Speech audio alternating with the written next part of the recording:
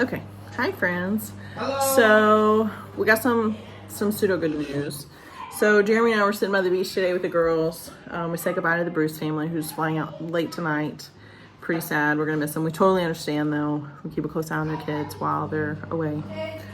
They're Liberian kids. They're taking their American kids with them. So Jeremy had an idea.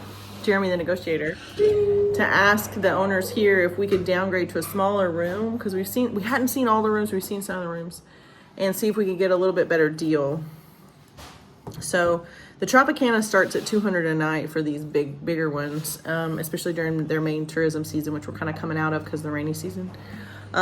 So we've talked them down. I don't want to tell you the rate. If you ask me individually, like if you're coming to Liberia and you want to be like, what is his rock bottom? I'll talk to you directly. But I don't want to say on our video, like what we finally talked him down to, because I know he's helping us because he feels sorry for us and he knows that this isn't right. So this is day 94 in Liberia for us. 95. So Tropicana has made some money with our presidents. But so anyways, they showed me this. It's like adjoining rooms, like hotel adjoining rooms. And the only thing it doesn't have is a big freezer. But it's like 2 bedrooms, 2 bathrooms, so it's big enough. We were going to move to a smaller one, but when we get our new Liberian daughters added, there's no way we would all fit. But she was really working to give us both bedrooms, and I told her I was like, I need to pay this number a night. Like, this is as low as I can go. I need this a night. The downside to the other one, it doesn't really have like a table for eating, so to speak, and it doesn't have a porch at all. But we don't really need a porch. But it does have everything else that we need. It's 2 bathrooms, 2 big beds, so the girls can share, and everybody, and we'll have a TV in our room, which is nice. That is so we'll figure it out. The kitchen is super, super small, so Jeremy's gonna have to kind of be creative when he's cooking. But really, it's not that much smaller than here. It's just gonna make him a little claustrophobic. And there's not a lot of cabinet space, but I don't really know what we're gonna do. So tonight we have to pack up everything, and tomorrow we're moving. So, and we've been here, if you can imagine living in one place with no thought of moving anytime soon with 3 kids. We've collected some stuff. Yeah, like the 1,000-piece puzzle that the Bruces gave us today is just everywhere. Thank you so much to Emily again for helping us on Adopt Together and for helping us on Noonday, and for Devin who helped on Noonday and Adopt Together today as well, and to our other friends that have been helping us. We've gotten a lot of donations. We've gotten a lot of Noonday purchases. Thank you guys so much. You have no idea. So basically our Adopt Together purchases. So I like to think of this in number of days. So I think now we're talking a number of days. So 4 days ago, we could have maybe barely squeaked by to August 1st, and then we would have had to jump ship. I think with us moving rooms and with all the donations that have come in the last really 7 to 10 days, we can probably stay till September 1st.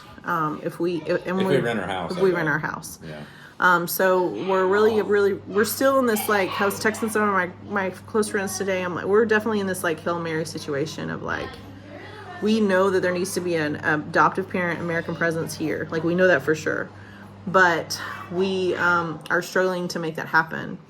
So we did get some good news today about the progress, but again, like, the police need to get paid, so the government needs to pay the police, and the U.S. Embassy needs to follow the law.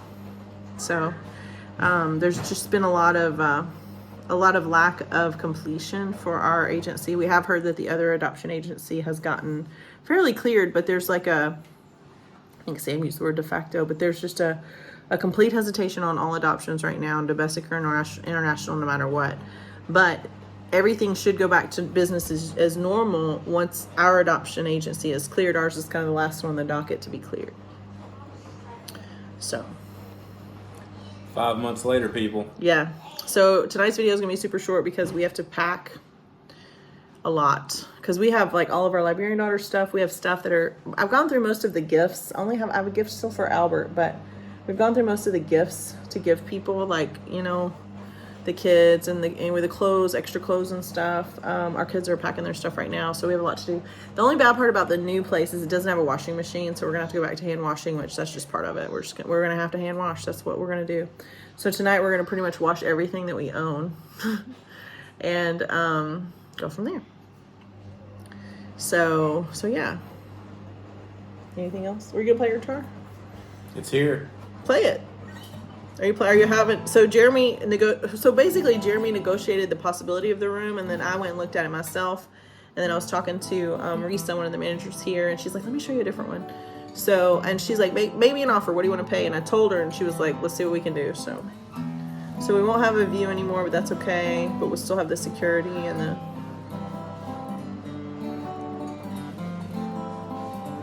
House of the Rising Sun. Is that right?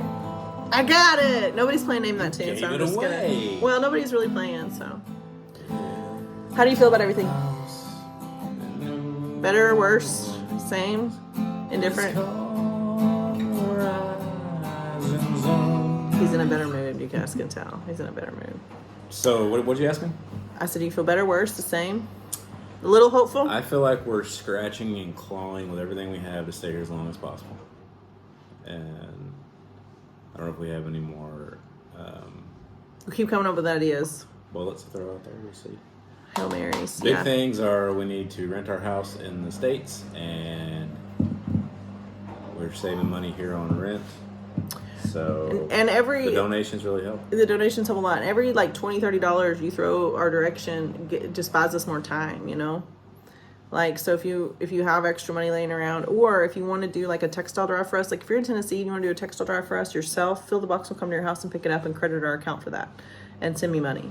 If you're in Florida, Paige Navarro has agreed to do that for us. She's using my garage till we rent it, and then I don't know what she'll do, but she'll figure it out.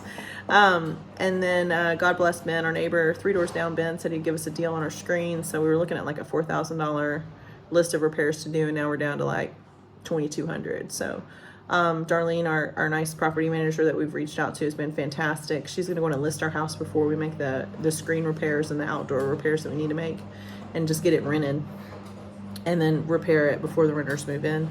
I would rather do it beforehand, but she understands. She would too, but she understands where we're at in this. So every little bit that you're getting, or basically we are here fighting for our kids' freedom. And today, like I sat at the beach and like basically wrote down all the Bible verses I could think of or find that had to do with adoption. And there's a lot. And God's call for us not only to adopt, but his decision to adopt us and to use Jesus to do that. So that's something that it's the reason that we started this process, and it's the reason that we do a lot of things, but if not everything. But at the same time, like, it's easy to lose sight of that when you're just day to day just trying to make it. We know that we need to be here as soon as this court case is over so that our kids can be free, because they're older kids, their birth mother is difficult to locate, their cases, they're just not, it's not a difficult case, but just the logistics. We just need to be here, because if we're not, it just goes back in the pile of 8 or 10 families that can't be here right now. And so we want to make sure to keep that process going. We also want to be here for the families that are coming soon.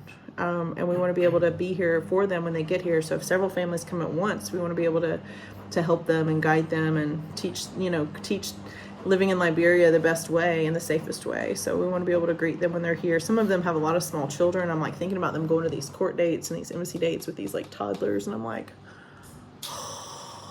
so we just want to be able to be a support and a resource for those families that we've connected to, that we actually probably know their kids better than we know their parents.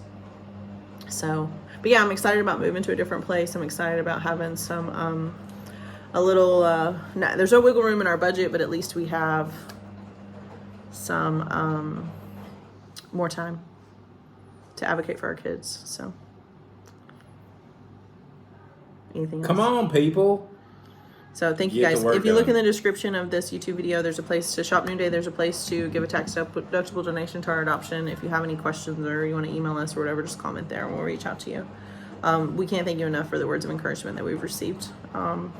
It's crazy. Yeah, and the donations that have came this week have really given us hope where we thought there was none. So. Yeah, we were really thinking like we're not going to be able to pull this off even if we were in our house. Like, what are we going to do? But you guys have changed that for us. So thank you so much. On behalf of our kids. God bless.